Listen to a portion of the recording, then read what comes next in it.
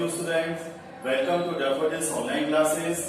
हम पढ़ रहे हैं क्लास 8 में सब्जेक्ट सोशल साइंस और सोशल साइंस में हमारा पार्ट चल रहा था हिस्ट्री का और हिस्ट्री में हम पहला लेसन पढ़ रहे हैं चैप्टर फर्स्ट जिसका नाम है trekking changes through a 1000 years. ठीक है, और इसमें हमारा आज का जो टॉपिक है वो है लैंग्वेज एंड रीजन कि हमारे देश में बहुत सारे क्षेत्र थे, बहुत सारे जगह थी, स्टेट थी और वहां पर अलग अलग प्रकार के लैंग्वेजेस यूज की जाती थी। ठीक है, और ये कौन कौन सी लैंग्वेज थी जिन्हें यूज किया जाता था इनके बारे में हम पढ़ेंगे इस टॉपिक में। देखिए, in 1318 the poet Amir Khusro noticed that there was a different languages in every regions of this land. Sindhi, Lahori, Kashmiri, Devasamudri in southern Karnataka, Telangani in Andhra Pradesh, Guzari in Gujarat, Mawari in Tamil Nadu, Gauri in Bengal, Avdhi in eastern Uttar Pradesh, and Hindvi in the area around Delhi. देखिए, 1318 ईस्वी में एक कवि थे जिनका नाम था अमीर खुसरो। क्या नाम था? अमीर खुसरो। और ये किसके दरबारी कवि थे? ये थे अलाउद्दीन खिलजी के समय। ठीक है, अलाउद्दीन खिलजी के समय थे और इसके साथ साथ ये तुगलक डायनेस्टी में भी चलते रहे, मतलब बहुत लंबे समय तक इन्होंने दरबार में काम किया था, एक लेखक के तौर पर, एक कवि के तौर पर, जिनका नाम था अमीर खुसरो, जिन्होंने बुक लिखी थी खजाइनुल फुतूह और इस बुक के अंदर इन्होंने बहुत सारी चीजों को मेंशन किया है। अब इन्होंने क्या लिखा है हमारे भारत के बारे में कि 1318 में इन्होंने बुक लिखी थी और उस बुक में क्या लिखा था कि भारत में अलग अलग लैंग्वेज अलग अलग क्षेत्रों में बोली जाती है, जैसे सिंधी लैंग्वेज सिंधी क्षेत्र में बोली जाती है, लाहौरी, कश्मीरी, देवसमुद्री यह सदर्न कर्नाटक में बोली जाती है। जैसे कश्मीरी जो लैंग्वेज है वो कहां पर बोली जाएगी? कश्मीर में। लाहौरी लाहौर में। देवसमुद्री यह सदर्न कर्नाटक दक्षिणी कर्नाटक है वहां पर यह बोली जाती थी, बोली जाती है अभी भी। तेलंगानी यह आंध्र प्रदेश में बोली जाती थी और अभी भी बोली जाती है। गुजराती यह गुजरात में बोली जाती है। मारवाड़ी यह तमिलनाडु में बोली जाती है। गौरी इन बंगाल यह बंगाल में बोली जाती थी। अवधी यह उत्तर प्रदेश में बोली जाती थी, पूर्वी जो उत्तर प्रदेश है यहाँ पर बोली जाती थी। And Hindavi in the area around Delhi और दिल्ली के आसपास का जो भी क्षेत्र था वहां पर हिंदवी लैंग्वेज बोली जाती थी। तो इन सभी लैंग्वेज के बारे में किसने कहा है? अमीर खुसरो ने कहा है, जिन्होंने बुक लिखी थी जिसका नाम था खजाइनुल फुतूह। अब आगे देखिए अमीर खुसरो क्या मेंशन करते हैं। Amir Khusro continue to explain that is contrast to these language there was Sanskrit which did not belong to any region. अब देखिए अमीर खुसरो ने लगातार क्या एक्सप्लेन किया कि यहाँ पर बहुत सारी लैंग्वेज तो बोली जाती हैं, लेकिन एक ऐसी लैंग्वेज है संस्कृत जो किसी भी क्षेत्र में नहीं बोली जाती थी, वह किसी भी रीजन से बिलोंग नहीं करती थी। जबकि हमारी जो ट्रेडिशनल लैंग्वेज कौन सी थी? हमारी ट्रेडिशनल लैंग्वेज थी संस्कृत, लेकिन वही संस्कृत किसी भी क्षेत्र में नहीं बोली जाती थी। It was an old language, ये है बहुत पुरानी, बहुत एंशिएंट लैंग्वेज है। And common people do not know it, और जो सामान्य लोग हैं, कॉमन पीपल हैं, वो इस भाषा को नहीं जानते हैं। इसका केवल यूज कौन करते थे? ओनली द ब्राह्मण्स डू, और इसे केवल ब्राह्मण ही यूज किया करते थे। 4 वर्ण है, ब्राह्मण, क्षत्रिय, वैश्य और शूद्र, और इन 4 वर्णों में एक वर्ण ब्राह्मण ही इसको यूज किया करते थे। कौन सी लैंग्वेज? संस्कृत लैंग्वेज। तो अमीर खुसरो ने क्या कहा कि ये जो लैंग्वेज है संस्कृत लैंग्वेज, ये किसी भी रीजन से बिलोंग नहीं करती थी, लेकिन जो ब्राह्मण है वे ब्राह्मण इस लैंग्वेज को यूज किया करते थे। आगे देखिए, by 700 many regions already encompass distinct geographical dimension and their own language and cultural characteristics। कि 700 बीसी की बात, 700 एडी की बात चलती है कि यहाँ पर बहुत सारे जो क्षेत्र थे वो अलग अलग पार्ट्स में डिवाइड हो चुके थे, और किसके अकॉर्डिंग, और जिस जिस क्षेत्र में वो डिवाइड हो चुके थे, जिस जिस भाग में वो डिवाइड हो चुके थे, वहां पर उनके अलग से लैंग्वेज हो गई और वहां पर उनका अलग से कल्चर हो गया। जैसे अब मान लीजिए तेलंगानी जो लैंग्वेज है, तेलंगानी जो लैंग्वेज बोलते हैं वो सब कहाँ चले गए, वो सब चले गए आंध्र प्रदेश की तरफ। ठीक है, पहले सब मिक्स रूप में रहते थे, लेकिन बाद में जब इन्होंने अपने क्षेत्र को चुन लिया तो वहां पर चले गए और वहां पर केवल कौन सी भाषा बोले जाने लगी, ओनली तेलंगानी भाषा बोले जाने लगी। अब जो लोग कश्मीर में चले गए तो वहां पर कौन सी भाषा बोलने लगे, कश्मीरी भाषा बोलने लगे।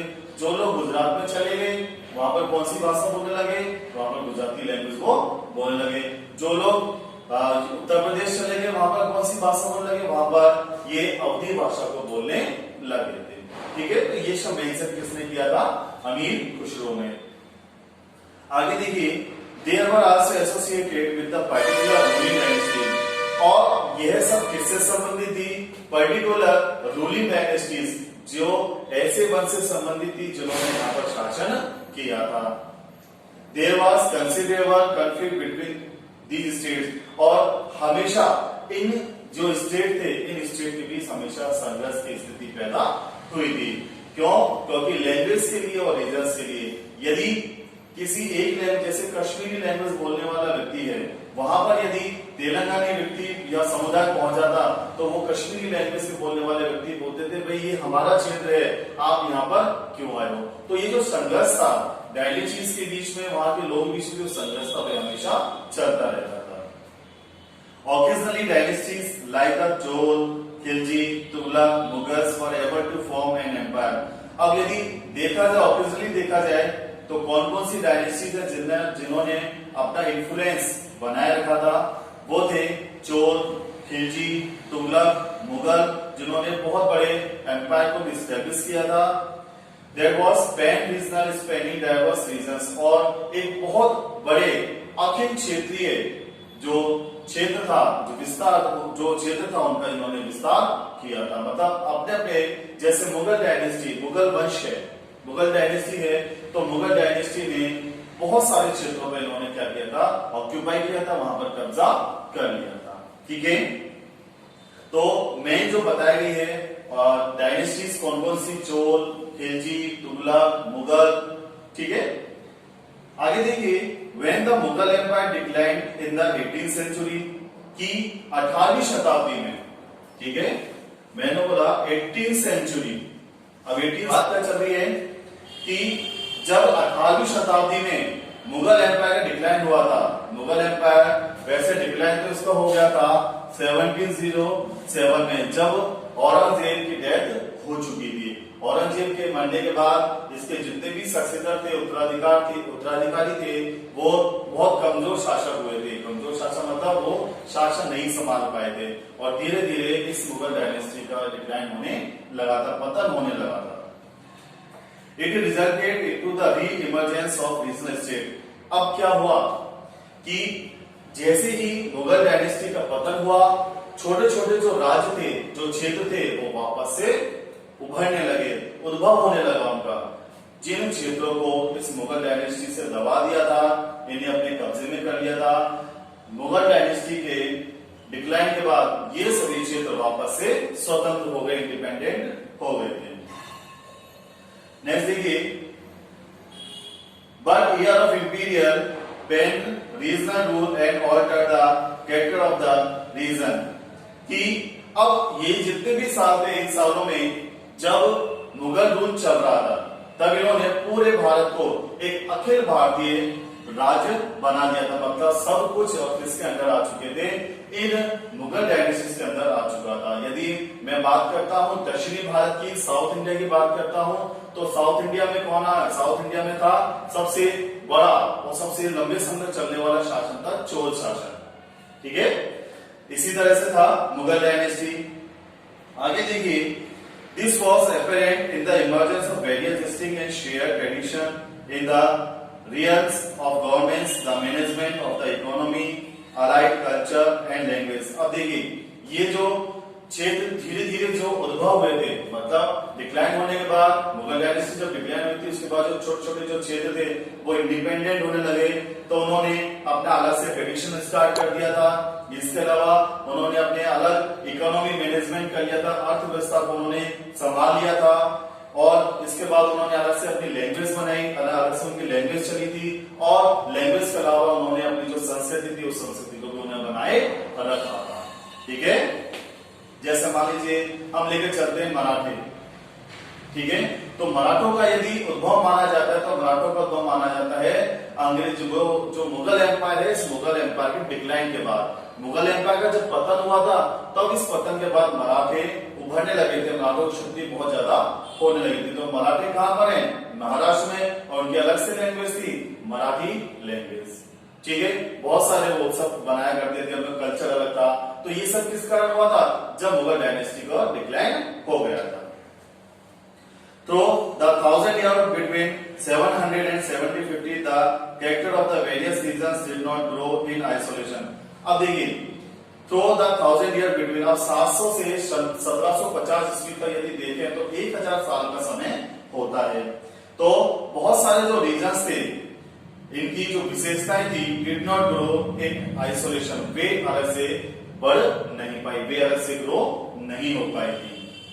ठीक है, तो ये था हमारा लैंग्वेज एंड रीजन, और लैंग्वेज एंड रीजन हमने पढ़ा था किस तरह से अमीर खुसरो ने स्टार्ट किया था अपनी बुक खज़ाइनुल फुतूह में कि यहाँ पर कौन कौन सी लैंग्वेज बोली जाती थी।